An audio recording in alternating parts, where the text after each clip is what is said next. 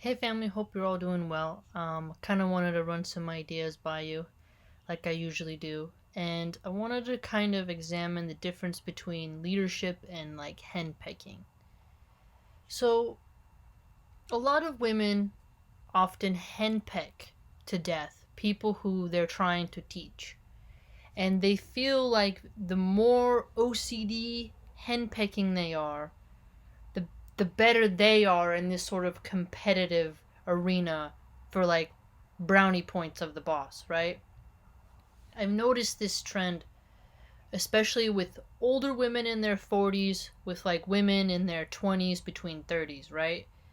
And I find this a little troubling even though the age barrier is not necessarily something that is limited, but it is nonetheless something I've noticed a lot that women do to each other is that when they have a job to train somebody, to show them the ropes, to sort of bring them into the fold, they're often overbearing in their like minuteness, their pettiness, right? Let's say you wrote something like 2 millimeters to the left, and they, for their own personal likeness, what they personally like, not necessarily what the rules are, but what they like, they want you to do it that way, right?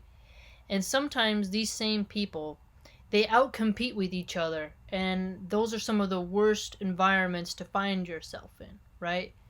Is when you have one OCD Karen type and then another type who's pushing you, bouncing you around like a ping pong ball, and then you have the actual bosses above you, and it can feel kind of overwhelming, like you're being pushed down, and everyone just wants to henpeck you and take a stab at you because you're the rookie, or because they appear that that you're the new one, and things like that.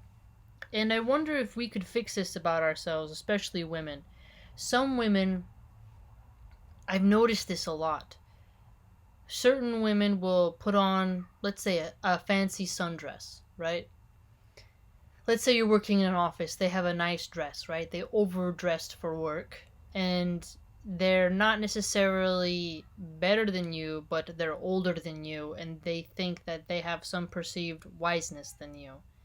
And what they do is there's this sort of like, oh well, okay, do this and do that, and they're on you like a fly on a donkey, as they say. And no matter what you do, they find a way to buzz around you and land on you, buzz around you and land on you, to the point where you literally just imagine trying to swat them away, like a fly, always buzzing in your ear, making noise, being distracting, not finding something else to do. And I think a lot of us women, we need to work on that. I think leadership to me is being able to train somebody and teach somebody without being catty, and then trying to really make sure all the needs of the new person are met.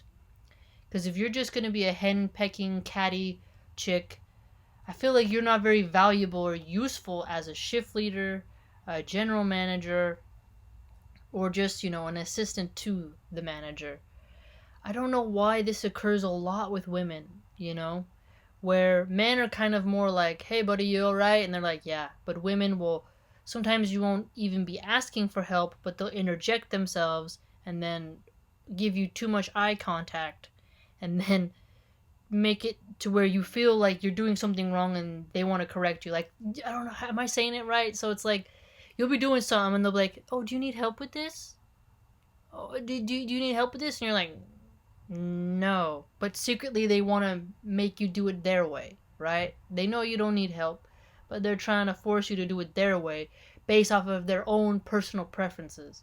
I've worked a lot with these type of people who bring their mental illness to work. Me, for example, I'm very OCD and organized, but I don't force that onto anybody at work, right? And I do wonder if this is why women can't seem to get along. That's why I think it's funny when women say things like, down with the patriarchy, we're going to have a matriarchy. And women are awful to each other. I mean, men can be like piggish, right? Some of them, and they could cheat on their wives, but women are vicious to each other concerning their looks. And especially you give one woman power at work and there's somebody younger and hotter than her, I mean, they become sour. I mean, the old goat female who's, you know, brutish and rude at work is a stereotype that actually is pretty true. So I do wonder about some people's mental states where they think that if the more they henpeck, the more they micromanage, the more they push you down when you need them to sort of show you the way, how that leads us to be kind of held back. It's not very effective either. I think people should, in all fields, there needs to be somebody who's designated the special trainer.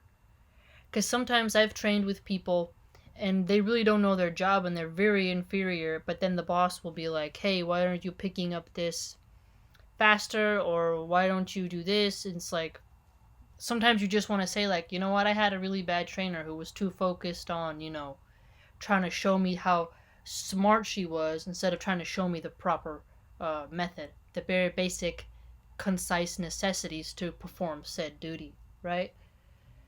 I've had people compliment me on how I train people, and now I'm taking a lot of value in that because being new in something is awful. I think that's why I have a lot of patience. I don't have a lot of patience all the time, but when it comes to like helping people with their homework or teaching them how to use that certain computer or how to cook something, I have a lot of patience and I'm very thankful for that. And I hope many of you have patience and have, humbleness.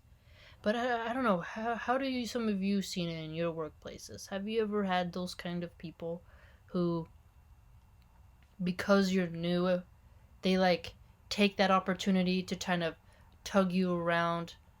I don't know, it just builds up so much tension at work. I just don't enjoy certain women who they spend so much time at work, it literally becomes part of their personality. And then if you don't conform to them, they treat work kind of like their apartment, like their home. It's very strange. Like if you put, like, let's say you have the stapler, right? You put it right here, they'll be like, no, put it over there. Or like you move something there, they'll be like, no, no, no. And it's not necessarily anything to do with like organization. It's their weird habits. And I find this very strange.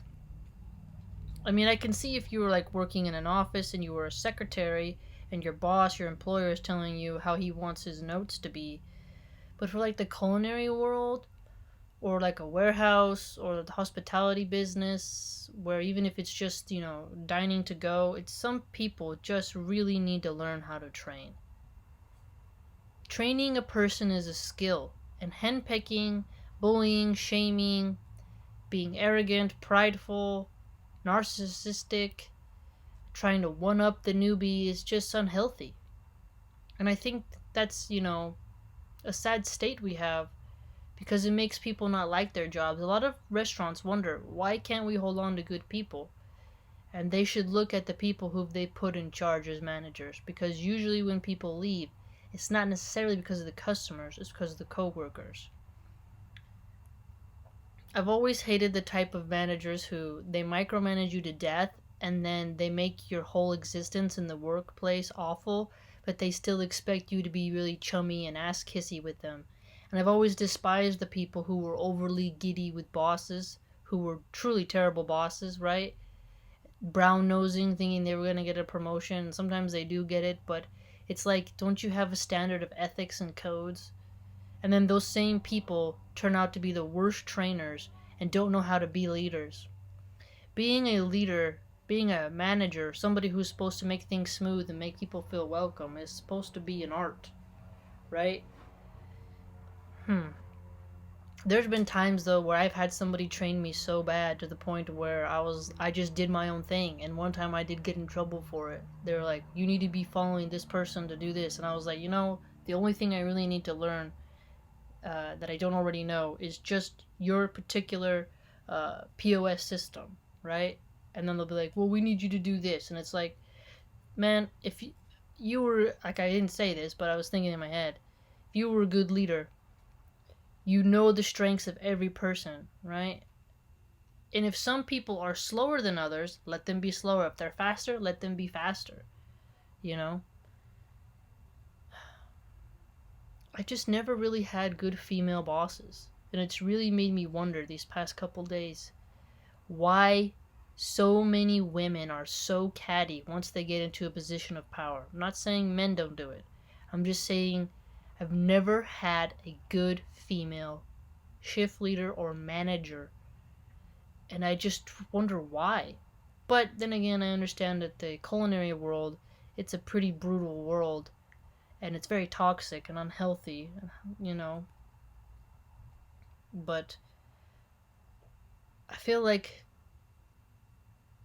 Islam has given me an extra strength to deal with it, you know? Really got me thinking, like, I did get a little angry and was like, by some of the behavior that I got to see today and other days. But I had patience. And I think good leaders have patience. And henpeckers, they don't have patience, right? They want the dominance, hierarchy. They want to let you know where you stand in the line instead of helping you get to the line. Do you know what I mean? What do you think, fam? Kind of rolling some ideas off. Kind of want to hear what you have to say.